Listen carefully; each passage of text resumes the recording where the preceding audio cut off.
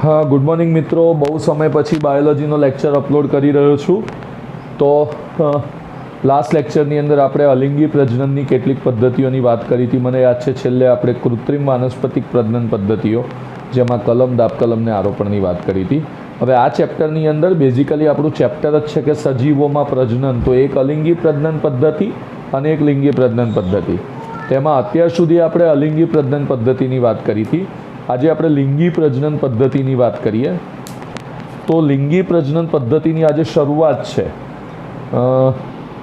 તો સૌથી પહેલાં તો લિંગી પ્રજનન પદ્ધતિ શું છે એવું આપણને બહુ જ બેઝિકલી પહેલાંના ધોરણોથી પણ ખબર જ છે કે સામાન્ય રીતે બે વિરુદ્ધ જાતિના સજીવો હોય જેમાંથી એક સજીવ નરજન્યુ ઉત્પન્ન કરે અને એક સજીવ માદાજન્યુ ઉત્પન્ન કરે અને નરજન્યુ માદાજન્યુનું ફલન કરે અને પછી યુગ્મનજ બનાવે।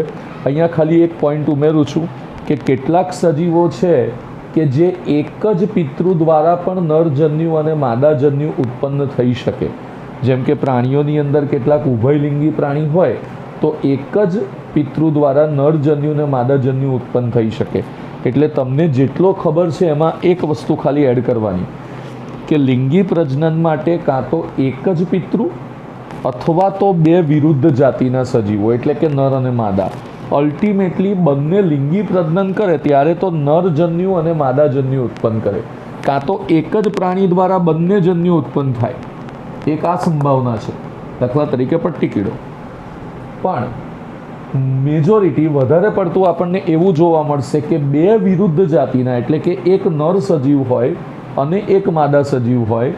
નર સજીવ નરજન્યુ ઉત્પન્ન કરે, માદા સજીવ માદાજન્યુ ઉત્પન્ન કરે અને બંને ભેગા થઈને શું બનાવે?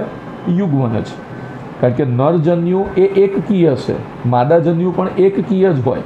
તો જ્યારે નરજન્યુ માદાજન્યુનું ફલન કરશે એટલે સાદી ભાષામાં સિમ્પલ સમજવાનો કે બંને ભેગા થશે તો એક દ્વિકીય કોષ બનાવશે જેને કીધું યુગ્મનજ। અહીંયા એક બીજી સમજી રાખવાની બાબત એ છે કે યુગ્મનજ જે બને એમાંથી પછી નવા સજીવનો ઉદ્ભવ થાય। યુગ્મનજમાંથી નવા સજીવનો ઉદ્ભવ થાય। તો આજે યુગ્મનજમાંથી જ્યારે નવો સજીવ બને મોટે ભાગે એ દરમિયાન સમવિભાજનની ક્રિયાઓ થાય અને યુગ્મનજ જેવા હજારો લાખો કોષ બને અને એમાંથી ભ્રૂણ બને, ભ્રૂણ, અને એ ભ્રૂણનો વિકાસ થઈ અને એમાંથી નવું સર્જન થાય। એટલે યુગ્મનજ બેઝિકલી એક જ કોષ છે પણ એની અંદર સમવિભાજનની પ્રક્રિયા થઈ અને સમવિભાજનનો જથ્થો એટલે કે ભ્રૂણ બને અને ભ્રૂણમાંથી પછી નવો સજીવ બને। એટલે આ ઘટનાને છે ને એક આવો શબ્દ પણ વપરાય છે ભ્રૂણ જનન। આ ઘટનાને ભ્રૂણ જનન એવો શબ્દ પણ વપરાય છે। અહીંયા નર અને માદાજન્યુ વચ્ચે ફલનની ક્રિયા થાય અને એમાંથી યુગ્મનજ બને। હવે જ્યારે એક જ પિતૃ કે બે વિરુદ્ધ પિતૃ દ્વારા જ્યારે નર અને માદા જન્યુ સર્જાય તો એ ઘટનાને પણ એક નામ આપવામાં આવે છે જેને કીધું જન્યુ જનન।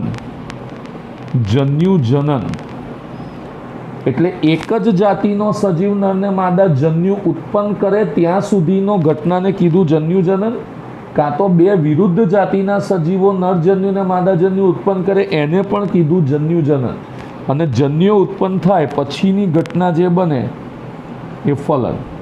એટલે આ લિંગી પ્રજનન તબક્કાના સંદર્ભમાં જુઓ ને તો ફલન પહેલાંની ઘટના છે જન્યુ જનન, પછી એક ઘટના છે ફલન પોતે અને ફલન પછીની ઘટનામાં એક તો યુગ્મનજનું નિર્માણ એક આ ઘટના થઈ અને યુગ્મનજમાં સમવિભાજન થઈને ભ્રૂણનું નિર્માણ એટલે ભ્રૂણજનન થઈ। તો તમે આખું લિંગી પ્રજનન જોશો ને તો ફલનને સેન્ટર ગણીએ તો કેટલીક ઘટનાઓ ફલન પહેલાં થાય। દાખલા તરીકે જન્યુજનનની ઘટના, કેટલીક ઘટનાઓ ફલન પછી થાય। એટલે ફલન પહેલાં જે ઘટનાઓ થઈ એક્ઝામ્પલ તરીકે જન્યુજનન તો એને કીધું પૂર્વ ફલન ઘટના। આ જન્યુજનન જે છે એને કીધું પૂર્વ ફલન ઘટના અને આ ફલન પછીની જે વાત થઈ એને કીધું પશ્વ ફલન ઘટના। તો પૂર્વ ફલન ઘટના, ફલન અને પશ્વ ફલન ઘટના. તો આ ત્રણનો ઉલ્લેખ પાછળ પણ આવશે, પણ અત્યારે બરાબર આમાં સમજી શકાયું છે એટલે અત્યારે મેં વાત કરી. આપણે આની અગાઉ અલિંગી પ્રજનનની વાત કરી હતી. તો અલિંગી પ્રજનન અને લિંગી પ્રજનન વચ્ચે ડિફરન્સ શું છે? તો લિંગી પ્રજનનથી જે સંતતિ સર્જાશે એ સામાન્ય રીતે પોતાના આબેહૂબ પિતૃ જેવી નથી હોતી, પિતૃથી ભિન્ન સંતતિ હોય છે. અને લિંગી પ્રજનનની પ્રક્રિયા થોડી ધીમી અને જટિલ છે. તો આ બે બેઝિક ડિફરન્સ છે કે અલિંગી પ્રજનનની સરખામણીમાં લિંગી પ્રજનનની પ્રક્રિયા ધીમી અને જટિલ છે, અને લિંગી પ્રજનનને લીધે સર્જાતી સંતતિ એ પિતૃ પેઢીને મળતી આવતી નથી. આગળ વધીએ. હવે આપણે જ્યારે લિંગી પ્રજનનની વાત કરી રહ્યા છીએ તો જે સજીવો લિંગી પ્રજનન કરે છે, દાખલા તરીકે વનસ્પતિ છે, પ્રાણીઓ છે, ફૂગ છે. હવે આ બધા સજીવોને જોજો તમે, વનસ્પતિને જુઓ, પ્રાણીઓને જુઓ, ફૂગને જુઓ, તો આ બધાની બાહ્યાકાર વિદ્યા, અંતસ્થ વિદ્યા, દેહધાર્મિક લક્ષણો આ બધું અલગ અલગ છે. વનસ્પતિ, પ્રાણી અને ફૂગ આ ત્રણેયની તમે કમ્પેર કરશો તો બાહ્યાકાર વિદ્યાકીય લક્ષણો બી અલગ છે, અંતસ્થ વિદ્યાકીય લક્ષણો બી અલગ છે, દેહધાર્મિક વિદ્યાકીય લક્ષણો પણ અલગ છે. પણ તેમ છતાંય ત્રણેય પ્રકારના સજીવો જો લિંગી પ્રજનન કરે તો લિંગી પ્રજનનની ઘટનાઓમાં બહુ જ સામ્યતા ધરાવે છે. એક્ઝામ્પલ તરીકે જેમ મેં વાત કરી કે ફલનની ઘટના, તો એ વનસ્પતિમાં પણ થશે, પ્રાણીમાં પણ થશે, ફૂગમાં પણ થશે. જન્યુજનનની ઘટના, તો એ વનસ્પતિમાં પણ થશે, પ્રાણીમાં પણ થશે, ફૂગમાં પણ થશે. ભ્રૂણ નિર્માણની ઘટના કે યુગ્મનદની ઘટના, તો એ પણ ત્રણેયમાં થશે. એટલે ત્રણેય ભલે બીજી બધી રીતે અલગ છે, અંતસ્થ વિદ્યાથી અલગ, બાહ્યાકાર વિદ્યાથી અલગ, દેહધાર્મિક, પણ લિંગી પ્રજનન જે છે એની અંદર એ બહુ જ સામ્યતા ધરાવે છે. આપણે લિંગી પ્રજનન કોઈ પણ સજીવમાં શરૂઆત ક્યારે થાય તો એને બીજા શબ્દોમાં કહીએ કે લિંગી પ્રજનનની શરૂઆત એ જુવેનાઇલ તબક્કાને અંતે થાય. હવે જુવેનાઇલ તબક્કા માટે આ ચેપ્ટરના પહેલા જ સેશનમાં લગભગ સમજૂતી આપી હતી, તેમ છતાંય ફરીવાર રિપીટ કરી દઉં કે જુવેનાઇલ તબક્કો એટલે શું? તો કોઈ પણ સજીવ એ લિંગી પ્રજનન કરવાની શરૂઆત કરે એની પહેલાં એણે કેટલોક વૃદ્ધિ અને વિકાસના તબક્કા સુધી પહોંચવું પડે, અથવા કેટલોક નિશ્ચિત પ્રકારનો વૃદ્ધિ અને વિકાસ કરે તો અને તો જ એમાં લિંગી પ્રજનન તબક્કાની શરૂઆત થઈ શકે. તો લિંગી પ્રજનનની શરૂઆત કરે એની પહેલાં જેટલો વૃદ્ધિ અને વિકાસનો તબક્કો છે એને જુવેનાઇલ તબક્કો કીધો. એટલે લિંગી પ્રજનનની શરૂઆત થાય એટલે જુવેનાઇલ તબક્કાનો અંત, અથવા તો જુવેનાઇલ તબક્કાનો અંત એ લિંગી પ્રજનનની શરૂઆત છે. વનસ્પતિમાં લિંગી પ્રજનનની શરૂઆત ક્યારે થાય? જ્યારે વનસ્પતિ પર પુષ્પો સર્જાય. કારણ કે જેમ દરેક સજીવની અંદર લિંગી પ્રજનન કરવા માટે, જન્યુ સર્જવા માટે કેટલાક વિશિષ્ટ પ્રકારના પ્રજનન અંગો જોવા મળે છે, એવી રીતે પુષ્પ એ વનસ્પતિનું પ્રજનન અંગ છે. તો ઉચ્ચ કક્ષાની વનસ્પતિમાં જ્યારે વનસ્પતિ પર પુષ્પો આવે એનો મતલબ થયો કે એ વનસ્પતિ હવે પ્રજનન કરવા માટે સક્ષમ થઈ. એનો મતલબ થયો કે એ વનસ્પતિમાં જુવેનાઇલ તબક્કાનો અંત થયો. એનો મતલબ થયો કે હવે આ વનસ્પતિ લિંગી પ્રજનનની શરૂઆત કરશે. તો ઉચ્ચ કક્ષાની વનસ્પતિમાં લિંગી પ્રજનનની શરૂઆત એ પુષ્પ સર્જનથી શરૂ થાય. ક્યાંથી શરૂ થાય? પુષ્પ સર્જનથી શરૂ થાય. હવે જો પુષ્પ સર્જનની અંદર પણ છે ને થોડી વેરાયટી છે. કેટલીક વનસ્પતિ તમે જોશો તો અમુક જ ઋતુમાં પુષ્પો જોવા મળે. દાખલા તરીકે મારા ફેવરેટ પુષ્પો છે કેસુડાના પુષ્પો અને સીમડાના પુષ્પો. તો એ તમને લગભગ માર્ચ મહિનાની હોળીના તહેવારની આજુબાજુ જ જોવા મળે. કેટલીક વનસ્પતિમાં પુષ્પો તમને 12 માસ જોવા મળે. અને એવું ના હોય કે એમાં ઋતુકીય. એટલે પુષ્પ સર્જનની પ્રક્રિયામાં પણ બે વસ્તુ, કે કેટલીક વનસ્પતિમાં સમગ્ર વર્ષ દરમિયાન જોવા મળે અને કેટલીક વનસ્પતિની અંદર પુષ્પ સર્જનની પ્રક્રિયા ઋતુકીય હોય. ઋતુકીયનો મતલબ શું? કે અમુક જ ઋતુમાં પુષ્પ આવે. અચ્છા, હવે કેટલીક વનસ્પતિ એવી છે કે જેમાં 12 માસ બી ના હોય ને ઋતુકીય બી ના હોય, એમાં કંઈક અલગ જ અપવાદ છે. એવી બે વનસ્પતિ MCQ માટે ખાસ યાદ રાખજો. પહેલી વનસ્પતિ છે વાંસ. તો વાંસ એટલે બાંબુ. વાંસની અંદર 50-100 વર્ષે પુષ્પ આવે.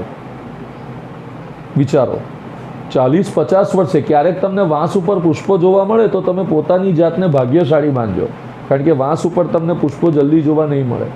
તો મોટી સંખ્યામાં પુષ્પો ઉત્પન્ન કરે, એમાંથી મોટી સંખ્યામાં ફળ પણ બને અને પછી એ વનસ્પતિ મૃત્યુ પામે.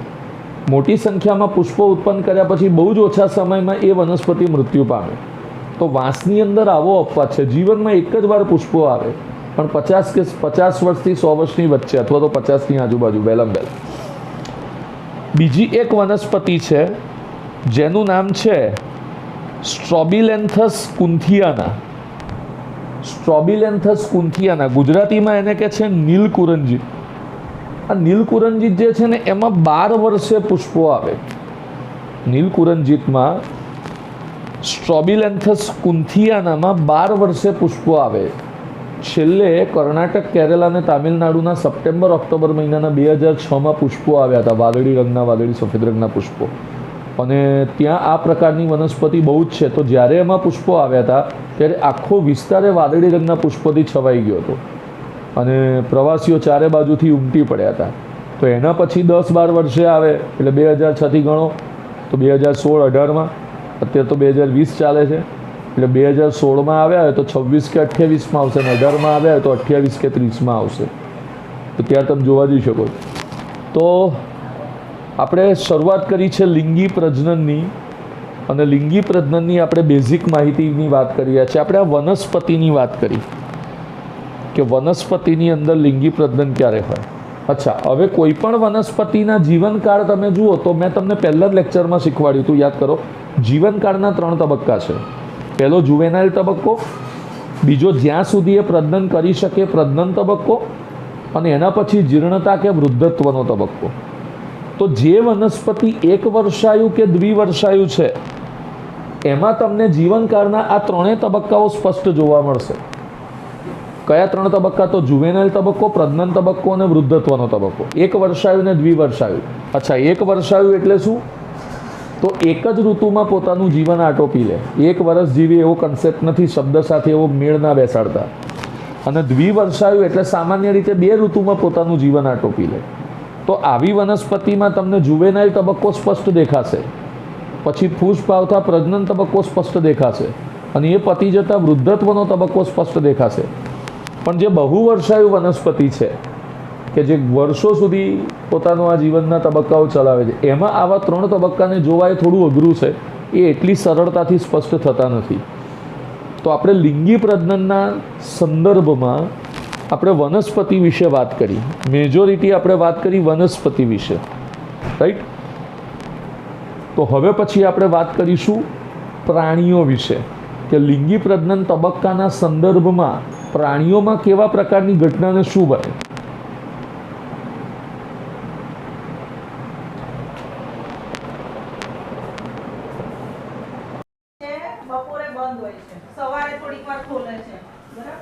તો આપણે લાસ્ટ લેક્ચરની અંદર આપણે જોયું હતું કે લિંગી પ્રજનન જે છે એ લિંગી પ્રજનન વનસ્પતિમાં કેવી રીતે ઇનિશિએટ થાય.